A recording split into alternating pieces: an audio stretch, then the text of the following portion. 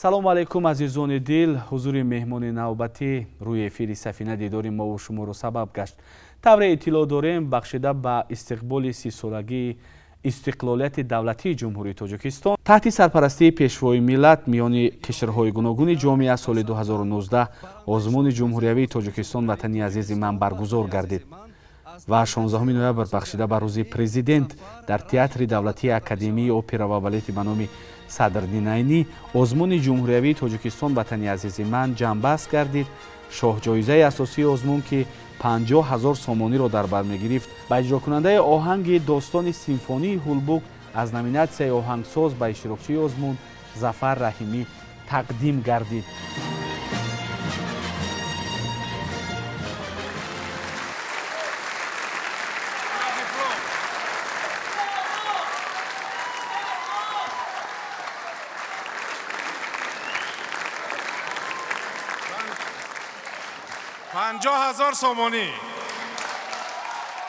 мо Зафарро ба студия хайрамақдам мегӯем. нуридида шоҳҷоиза муборак бошад. ташаккури зиёд. Сарбаланд бошед. Хуб гӯед ки аламин ғолибият чӣ лаззат дошта бошад? лаззати бепоён дорад ки то ҳол ман аз дар ин озмун иштирок карданам бисёр хушҳолам ва барои ман як илҳоми бузург дода истодааст ки ман асарҳои нав ба нав эҷод карда истодам. Боз дар озмуни Тоҷикистон ватани азизи ман ки дар пеш аст, боз мехоҳам ки асарҳоямро пешниҳод кунаму ва боз ягон ғолибият гардем. мо ки дар ин самт аллакай таҷриба дорем барои бори дуввум озмуни ҷумҳуриявии Тоҷикистон ватани азизи ман аллакай ба кори худ шурӯъ кардааст ва шоҳҷоиза аз соли гузашта дида фарқ мекунад. на танҳо шоҳҷоиза, хусусан амин фонди тӯҳфаҳо наздики 2,140,000 сомониро ташкил медиҳад ва аллакай омодаед ки барои бори дуввум иштирок кунед. бале бале, ман ин оинномаро дар интернет хондам ва боз ҳам як қувваи бузург гирифтам ки ман асар эҷод кунам. аллакай ман як асар барои кантата эҷод карда истодам ва асаре ки ман достони симфонии ҳулбук эҷод карда будам барои оркестри симфонӣ буд. ин дафъа ҳам оркестри симфонӣ менавозаду ҳам 40 нафар ёки 50 нафар хор мехонад. беҳтарин месароянд. ташаккур, беҳтарин. акнун барои ман аҷиб аст ки ин 50,000 сомон дар куҷо масраф гашт ё барои чӣ масраф шуд? рости гап ман ҳоли масраф накардам. ниятҳои оянда дорам.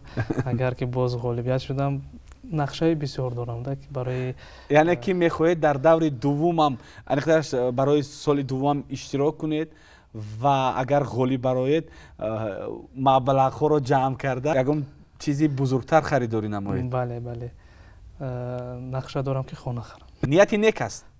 чун нек нигарем нек хоҳем дид. барои ин чӣ бояд кард? Хуб эҷод кард? бале, рости гап чӣ хеле ки мегӯянд ки агар ки меҳнат кардӣ меҳнатат барбод намеравад. ман роҳаташро мебинӣ. ҳамин асаре ки достони симфонии ҳулбук ки ман эҷод кардам тӯли 1 сол эҷод кардам. ҳамин асари дуюмам ҳамин тавр аст. тӯли 1 сол аст ки ман эҷод карда истодам. баробари ҳамин озмун буд эҷод карда истодам дуюм асарамро, кантатаро. акнун хай меҳнат мекунем. аз они мо меҳнат аст. ман инҷо мехоҳам пурсонашам ки яъне эҷод кардан ё ин ки бандубасти як асари тару тоза ба осонӣ ба даст намеояд. бале, ин асарҳое ки мо эҷод мекунем ин асарҳои академӣ аст. ин бисёр асарҳои мо метавонад ки аз Тоҷикистон берун равад, яъне ки дар фестивал озмунҳои байналмилалӣ ёки дар дигар давлатҳо иҷро кунанд мисол асарҳои моро ва бояд дар асарҳои мо камбудӣ дида нашавад. бояд мо бисёр ҷиддӣ, бисёр академӣ бояд мо кор кунем. барои ҳамин барои мо шахсан барои ман як қувваи бузург меравад. ман шабу рӯз меҳнат мекунам. рӯзҳое буд ки ман дар як ҳафта ёки дар ҳамин консерватория меистодаму кор мекардам, эҷод мекардам. чун консерваторияда кор мекунам, омӯзгор, ҳайси омӯзгор.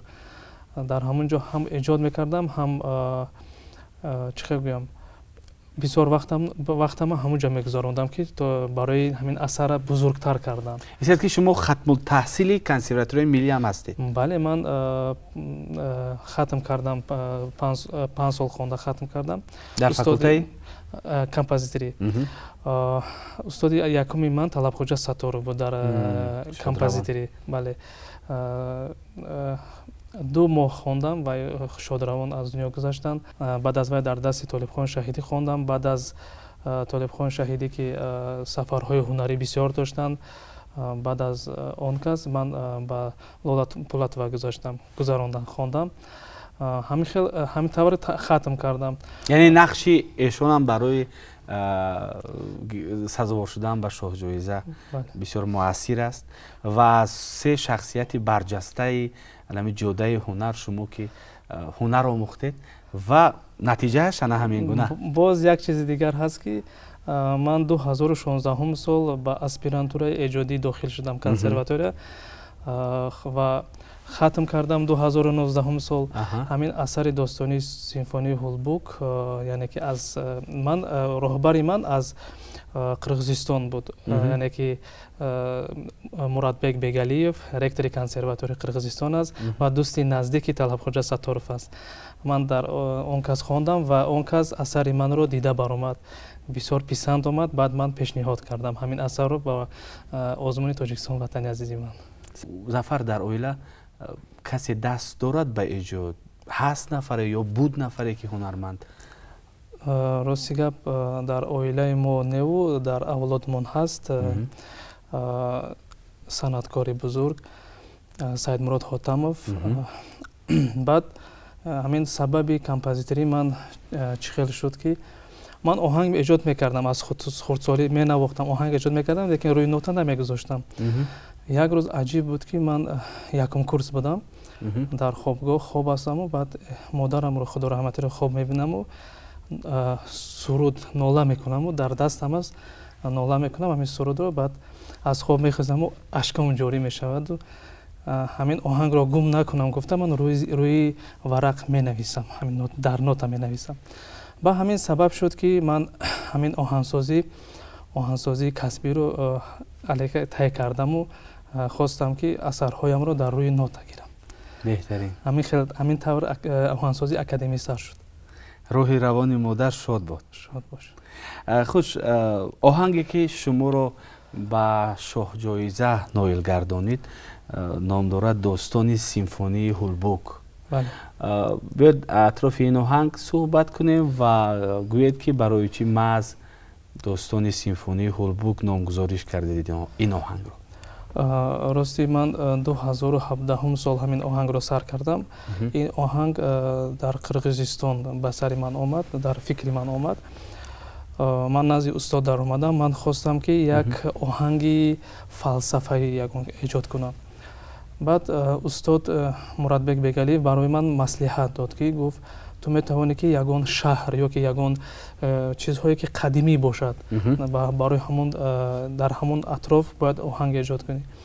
баъд ман гуфтам номҳои шаҳрро дигар ҳамин қалъаи Ҳулбукро гуфтам ки ҳамин хел Ҳулбук аст, дар давраи пеш шаҳр будагиянд дар онҷо, дигар ҳамин таърихашро нақл кардед.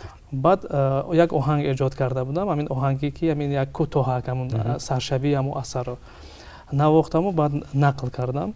баъд гуфт ки ана ҳамин асари ту барои достони симфонии Ҳулбук ин дуруст мебиёяд, ин метавонӣ ки давом диҳӣ, ана ҳамин асари ту мувофиқ аст. баъд ман вақте ки ман Тоҷикистон омадам, боз хостам ки ҳамин асарро мукаммалтар кунам, дар бодааш кор кардам. ва дар ин достони симфонии Ҳулбук дар аввалаш нишон медиҳад ки ҳозира, яъне қалъаи ҳозираву баъд пеш чӣ хел буд.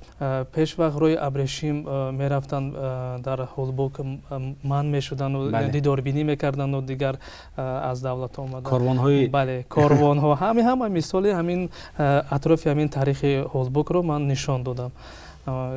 ман дар интернет хонда будам дар бораи Ҳулбук ва ҳамин асарро ҳам эҷод кардам. яъне ки тариқи нотаҳои мусиқӣ ҳамон таърихро нақл кардӣ ба шунаванда.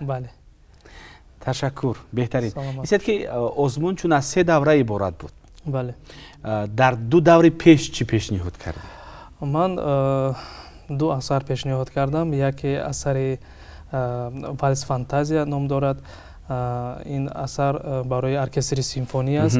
ин асар дар Тошканд дар фестивали ҷавонон, композитори ҷавонон иҷро карданд ва кантатаи хуршеди истиқлол пешниҳод кардам, ки ин асари ман дар 25-солаги истиқлолияти ҷумҳурии Тоҷикистон садо дода буд дар консерти бузург. ҳамин 2 асарро пешниҳод кардам. даври якуму дуюм ҷои аввал гирифтам ва даври сеюм низ ман достони симфонии Хулбургро пешниҳод кардам ва даври сеюм низ ҳам ҷои аввал гирифтам. рӯзи 15 буд, пеш аз як рӯз машқ кардани ҳамин барои толор баромадан. режиссёр ба ҳама гуфтанд ки ки якум мебарад, ки баъд барои ман гуфтанд ки ту охирон мебароӣ. Ба ман ҳайрон шудам, чӣ хел ва ё композиторро баромаданду ман охирон мебароям. то ҳамон лаҳзаҳо аллакай намедонистам. бале. баъд фаҳмидам ки пешниҳод кардагӣ ҳастам барои шоҳ-ҷоиза. бале, ин асаре ки ман эҷод кардам, ин асари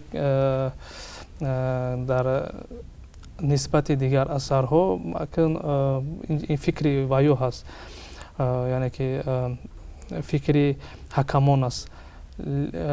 асари ман вале ҳақиқат дуруст интихоб кардам, барое ки ин асари ҳам аз дақиқа 17 дақиқа буд, дарозтар буд аз дигар асарҳо. гап дар асари дарозтар не, гап дар крупни форма буд, яъне ки формаи мукаммал буд. ҳамин асаре ки ман ҳозир нав бо пешниҳод мекунам, ин боз мукаммалтар аз достони симфонии Хулбург дида. хеле кор карда истодам, мебинем натиҷааш чӣ мешавад. ба ҳар сурат мо ба шумо барор мехоҳем. Ташаккур. муваффақият. муҳим аз ҳама медонед чӣ? муҳим аз ҳама он ки шумо дар дигар давлатҳо муаррифгари санъати ҳунари тоҷик ҳастед. мо бо ин ифтихор мекунем ва умедворем ки дар оянда низ дар ҷодаи композиторӣ метавонед тоҷикистонро дар давлатҳои бузург муаррифгар бошед. барори комёбӣ. саломат бошед. ташаккур.